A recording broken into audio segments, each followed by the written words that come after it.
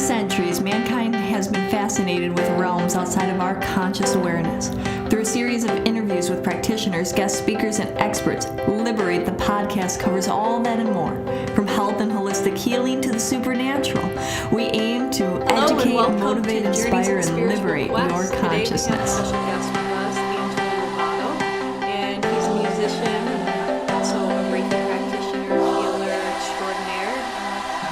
Dabbles in a little bit of everything. So Angela, why don't you tell everybody a little bit about yourself? Okay, well thank you Christina for having me on. It's always a pleasure hanging and chatting with you. And yeah, I don't know. I mean, where do I start? I mean, I grew up in New Mexico, and it's funny because I was always around a lot of spirituality stuff and Native American stuff, and it never really intrigued me. I never really got it, and it was until I came to LA and had my own little crisis awakening here that it kind of all of it started to make sense. Can we go into a little bit, for a lot of the viewers that are listening, they're either just newly stumbling upon spirituality and the metaphysical realm, or that they might have been on the journey and looking for more like-minded individuals to resonate with. And so if you don't mind sharing a little bit about what happened during that period of time that you went through a little bit of a crisis that got you to kind of start to pay attention to the esoteric realm of existence. Mm-hmm. Where can I start? God works in different interesting ways. I don't know, I think it all started kind of when I found myself it started when I was at 22, and I found myself not really paying attention to my eating and partying habits, and I was drinking a lot, I was doing a little bit of drugs, and my diet sucked, and I started getting sick, and through that I was introduced to the idea of what could be called anxiety, and then through that I got introduced to an acupuncturist, and through that it was just this kind of little bit of unraveling and kind of opening up to that. And over the course of the period, I mean, I would go back and forth into some of these things, but... So when you were introduced to acupuncture, did you have any kind of basis or understanding of our energy systems in our body? Did you know of anything kind of going into that session, or was it like, okay, I'm just going to go because somebody recommended it to me, and then so what was your kind of experience with acupuncture? It wasn't. I had no idea going in, but it was just kind of, I think we come into this life with all this knowledge, but a lot of it just sort of a sense of amnesia. So for me, it was kind of a reawakening of some of the stuff that I was probably in previous lifetimes I may have been part of or learning too. So it's kind of, like I said, we come in this life, I feel like, with this amnesia, with our spirits come in not with all this knowledge, but we come in as a human form, and we can have to remember what it was. So it was kind of a beautiful thing, just... If we can kind of take you back, through the journey of your lifetime. I mean, this is your journey, and the whole show is about going through somebody's personal journeys. Your personal journey to spirituality, to understanding, to empowerment, to belief systems, to esoteric teachings, to whatever it is that you want to call that journey of understanding you, understanding the world, and understanding your life in a different way than you perceived it before. So for those that are listening, let's look at, where did you start? What were some of the things that as you were growing up that you were a part of, and then where are you, now? I think my spiritual journey was kind of like, it was just a freaking different, it was just like a mess. I grew up Catholic, in New Mexico, and then, I never knew anything outside of the Catholic Church, and I always believed in angels and God and all that, but I was dealing with so much guilt, and I don't know how to kind of explain it. It wasn't really till I moved to California, and I was partying, and, I kind of got into some trouble there, and I got really sick, and God has some interesting ways of kind of waking you up, and through that I was kind of introduced to a lot of this other stuff, but my soul was kind of, my ego was fighting it, because I was still like brainwashed to a lot of the Catholic guilt, and I how could this be true when this is saying this is not and stuff. And it's just a crazy journey I've had over the years. I mean, I'm 38 now, and when I first kind of started opening up to this, I was probably about 22 when I first kind of got physically sick. And then when I was 27, I went down to South America, to Peru, to Iquitos, to do this stuff called ayahuasca, which is like a psychedelic. It's a medicine. It basically kind of kicked my butt. I went down there kind of arrogantly thinking not knowing what to expect, but it was really, really powerful. And I saw stuff that even people, when I tell people today that are very experienced in the spiritual realm or whatever like that, I tell them, and they can't believe some of the stories that happen. And it's just, can you share some of those stories? Yeah, because some of the listeners that might be listening might have had some of these weird, crazy stories where they feel maybe they're going kind of insane in a way. Well, that's the thing is, I will touch on that, but I want everybody that's listening, it's like, you're not going insane. Even the people that are crazy, see people out on the street that are, most people that talk to themselves or other things like that, they really are tuning into the spiritual realm. But what happened to them is somewhere along the way that they got open, or something happened to them that they got open, but they don't know how to ground it in. They don't know how to deal with it. So it's not necessarily, sure, there's probably that few percentage that maybe they took too much acid or sniffed too much pain or something. So maybe something cognitively is broken permanently in there. But a lot of these people that are crazy, or they're medicated, or they think they're crazy, they're not. It's just because they're open up to this. And after I got back from the Iowa, I'll go into what happened, but after coming back, I mean, I was opened up to that level, and I didn't really have the support that's there is now. A lot of the internet and stuff like that, where I can research this, and I thought I was going crazy. I was being attacked by demons, and I was living with a brother that was on a drug addict with meth, and the place we were living at was a lady had killed herself 10 years before. So it was like up in the Hollywood Hills. There's a lot of drugs. There was just a lot of old dark energy there, and I was in the middle of this vortex. Wow. And I can't tell you how many times that I was like close to just giving up. And I'm going to say that word is a light word for suicide, and I felt alone. My family was in New Mexico, and I was dealing with my drug addict brother, and it was really hard, to say the least. But what it was a trial for me. I think there's a saying that they have out in the people go through like spiritual awakenings or trials. There's this thing called the dark night of the soul, where you go through this really, really dark period where you feel like God isn't with you, you're alone, and there's nothing. But whereas God is carrying you, but it's kind of like even a lot of the great saints and sages.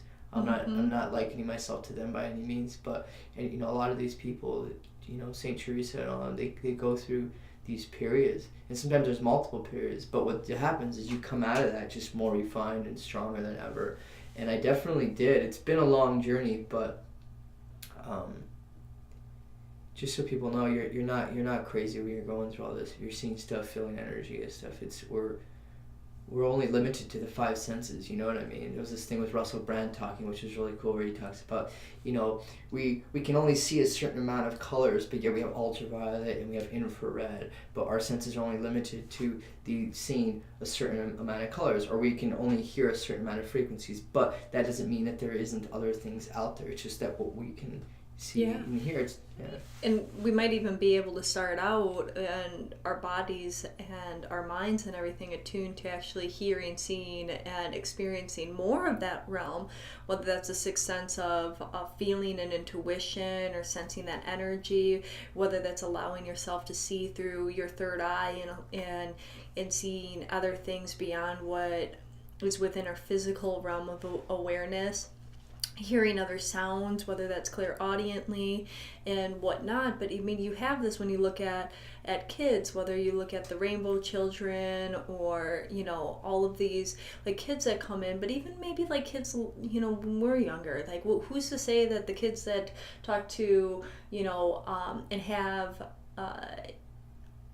imaginary friends aren't actually talking to spirits or angels or guides, but they're told over and over again that there's nothing there. Exactly. And you see what you believe. Yep. That's a very strong notion to really resonate with everybody that's listening, is that you see and experience what your beliefs indicate. Mm-hmm. And that is proven over and over again. I mean, they've done many different scientific studies and different kind of casework where they have people that have experienced different things. They walk into a room, what are the things that they notice, pick up on, and pay attention to are going to be very much attuned to what the person has experienced in their past. And sometimes things that are right in front of them, they don't even notice, they don't even observe. Mm-hmm. And I mean, this is like, fundamental things. If you hear somebody talking about spirits or spirituality, you might be more keen to hear about it when you're walking around in the world, or go see a movie and you suddenly see the billboards everywhere. You might notice your car while you're driving around other makes and models.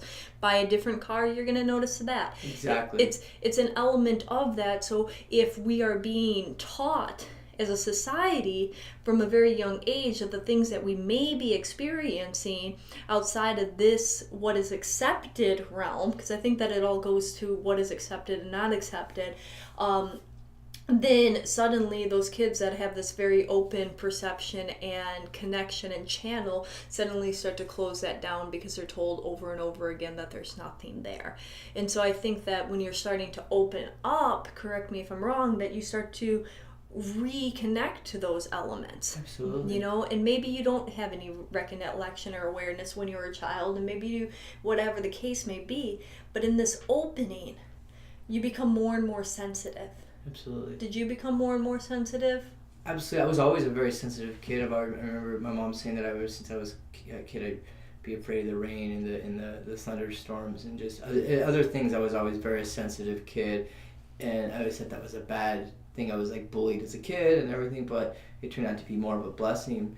But as I did start to, change my diet, eat more raw foods, and get off of alcohol and drugs, and meditate more, and all this stuff, I definitely became more sensitive. And sometimes I felt like it worked against me. I felt like, I wasn't getting better because when I'd be around this person, I'd feel sick, or I couldn't eat this and this because it'd make me more sick. But it wasn't that. I was raising my vibration, but it was because my body couldn't handle these anymore because it was raising to a vibration. Which I think you bring up a big point that maybe a lot of you are experiencing or have experienced, is that I hear over and over again from people that when they start to become more sensitive, they find it difficult to hang out with certain people, to even go into certain stores. I remember when I started to become more and more spiritual, like I couldn't go into a mall, I couldn't go into big crowded environments. I would, because I could feel every single thing, a person's energy. I could feel the awareness, the collective conscious. I would pick up on people's emotions that were going on, and I literally had to go shopping late at night, early in the morning, or order things off the internet. No, absolutely. And that's the thing is I remember being a kid and not hating going to malls and just I couldn't be around it. But the beautiful thing about becoming more aware in that is that you understand where it's coming from, and you're able to, I don't know, I guess, discern what this is and what's that, and you're not as bothered by certain things as well because you understand where it's coming from. Yeah, I think, and just so people aren't like, oh my God, I'll never be able to go into public again or to busy stores. It goes through a period of time where you become hypersensitive, and then, like what Angela's saying, you can control it more, but you also become more refined. And when you become at a higher level vibration, you're less impacted by the influence of negative energy. If you look at it as like, if you draw a line and you have the things that are lower vibration underneath the line and things that are higher vibration above the line, when you start to open up your channel, we all have stuff that we need to work on. We all have a lifetime of baggage, problems, belief systems, and past lifetimes as well. And so when you first start to open up that channel, unfortunately for most of us, we're not vibrating on that high level, like not like saint-like energy, but even really like divine, like spiritual kind of, you're open and you're not like affected. So when you start to open up and you're really affected because you are kind of resonating with some of that lower vibrational energy. But as you continue to clear your channel, whether through meditation, spiritual refinement, openness, expansions of consciousness, you literally start to raise your energetic vibration. Absolutely. And when you raise your energetic vibration above, you don't experience the below. Exactly. Or you experience it far, far less. Mm-hmm. And so then you can start to be around crowds again. You can be around people. And you look at that, like think about people like Mother Teresa or Gandhi, or if you, I'm sure anybody has a spiritual saint or disciple or whatnot, or healer, master healer, that they can really be around any kind of vibration and area within the world, and they seemingly aren't affected. Because they don't judge it. Well, they don't judge it, and their energetic vibration is so high that any of that negative energy that transmits into their aura automatically dissipated. It's like they disintegrate that, and so they can continue to move forward. So don't fear. You'll be able to be in public again soon if you're not. One of the things too I want to tell people as well is that, like, when I was opened up through the ayahuasca journey, is I was opened up too soon, and I don't want to deter anybody from doing that. It's just everybody's experience is going to be different. I just had to go, my stuff, I went through the filter of my past life and my past karma, because I definitely spent probably past lives as a priest, or I doing a lot of strong Catholic work where it was integrated into my, I don't know if it's astral body or soul or whatever it may be, that this is how it was this dogma this way. So I had to clean it out. And there is a period when you're going through this dark night for everybody, and everybody's different. Depends on what you've done in the past, your karma, where you're just clearing, like you said, you're just clearing out the baggage. And when you get through that, as you start to clear the layers, you start to see the light more and more. And it's, I don't know, it just becomes... So what things worked for you? And what things did you really gravitate to that were part of your... I don't know, that light that pulled you out of the dark tunnel? God, I'll tell you that. My belief in God, and anybody can, you can believe in any deity, whatever that's connected to God, but I'm gonna say that we're all giving guides, or our higher selves, or whatever you want to say it, and I have a lot of angels looking after me, and I don't say that lightly. So I wouldn't have made it if it weren't for whoever's on the other side or whatever. I mean, there's not even an other side. It's just they're right here with me, but I just can't see them. But for helping me along the way. So I want people to know you're never alone, even though you feel like you are alone. Now, is there anything that you did within this physical realm? Were there any did you go see any healers? Did you do anything besides like acupuncture? Did you start to study anything? Like, are there... I think that's great, and having that strong belief system, Mm-hmm. but I wonder if there's any practical Absolutely. things that people could also start to do, meditate, this, whatever it may be. What was your journey? I found a teacher that she taught me Qigong, and I fought her on it because I always wanted to do yoga. I wanted to go where all the cute girls were doing yoga, and I'm reading class, and there was just a couple of us, and there was a couple older people, and I'm like, this sucks, but I remember that it saved my life. And Qigong, which Jeff is just translates as Qi is energy and Gong is work, so it's Tai Chi, different things. You see the older people in the park doing it. There's something to that. And all you're doing is just you're pulling in the innate energy of the universe that's around you. You're clearing your aura, which is just your energy body. And that stuff has saved my life, and I do it all the time. Whether it's just a simple little moving my hands up and down. You see me doing it all the time, just kind of smoothing out my aura, balancing. That stuff that's helped me. I mean, yoga itself there's a reason there's millions and millions of people all over the world doing it. It's very powerful stuff, whether it's physical yoga or the actual yoga of meditation, which yoga is a way of life, which we can go into more of that deeper. But I'm working at the crystal store, getting into crystals. Okay, so let's. So you started doing Qigong or Qigong, Mm-hmm. however you Reiki. want. And how long were you studying with your teacher and doing those kind of, and like how many days a week were you doing it? Like what was your process? It was probably, I was doing it probably 4 years. I worked with her, and then, I mean, she passed away a couple years ago. But I was doing it, there was a point where I was needing to do it every day, twice a day. Okay. And that was just to help me. I went through a really hard struggle just dealing with the energy of everything. I was very, very sensitive. And this is right around 2011, 2012, when the energies were getting ready to that transition with the shifting of the calendar and everything. It was really extremely hard for me. So I had to do it twice a day, every day. And, you know, I started learning herbs. Chinese herbs helped me a lot. And I'm so grateful for that, because every time that I find someone that went through something that I went through, I can tell them this or that, you know, this because it worked for me. And that makes my struggle and all the pain I went through worth it, because I was able to relate to them. So herbs, like connecting, healing Qigong, your yeah. body, Qigong, I call it Qigong, but It's the same thing. Qigong, yeah. And then what else? What did you continue? Like what I notice is that, at least from my experience with a lot of people within the spiritual realm, it's like this ever kind of thirst for knowledge. Once you get a taste, you kind of continue to explore in deeper realms into different areas. So I know you do Reiki as well. Yeah. So then was there a pull towards Reiki, or Absolutely. did you experience some Reiki sessions that said this is what you want to do next, or did you realize that you just had some energetic power within your hands and healing, or Both, all of that stuff. Okay, so tell me a little bit, like when Yeah. did you decide to kind of go into that? I was always told that I had, you know, my teacher always used to say, you're a healer, you're a healer, you're a healer. And I was like, I don't know. And then she was teaching with the Qigong. There's also ways to do healing with the Qigong on other people, medical Qigong. So it's not just the practice that you do on your own.